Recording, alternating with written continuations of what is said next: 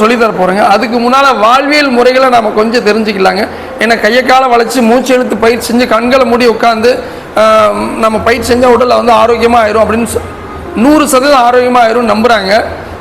அது அப்படி கிடையாதுங்க. வெறும் 50% நீங்கள் ஆரோக்கியமாக இருக்கலாம். மீதி 50% உங்கள் வாழ்வியல் முறை தாங்க. கண்டிப்பாக உங்கள் வாழ்வியல் முறையை மாற்றணுங்க. ஒன்றுமே இல்லைங்க. சாப்பிடும்போது சாப்பாட்டை பார்த்து சாப்பிடுங்க, சாப்பாட்டை நினச்சி சாப்பிடுங்க, சாப்பாட்டுக்கு மரியாதை கொடுத்து சாப்பிடுங்க.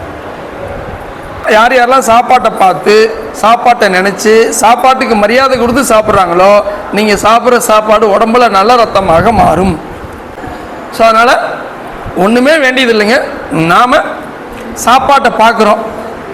இப்போ உங்கள் முன்னாலங்க நான் மிளகா பொடி, மாங்காய், நல்லா புளிச்ச மாங்காய், உப்பு எல்லாம் வச்சு உங்கள் முன்னால் நல்லா கட் பண்ணி இப்போ நான் சாப்பிட்றேங்க.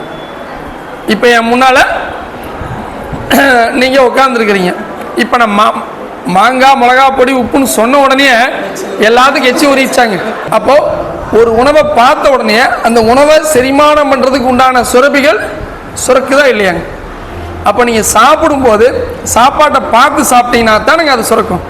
நாம் டிவியை பார்த்துக்கிட்டு மொபைலை பார்த்துக்கிட்டு சாப்பிட்டோம் அப்படின்னோம்னா டிவியில் அழுகிற சீன் ஓடிட்டு இருக்கும். இப்போ அழுகிற சுரப்பி சுரக்குமா, சாப்பாட்டை செரிமானம் பண்ணுறதுக்கு உண்டான சுரப்பி சுரக்குமா?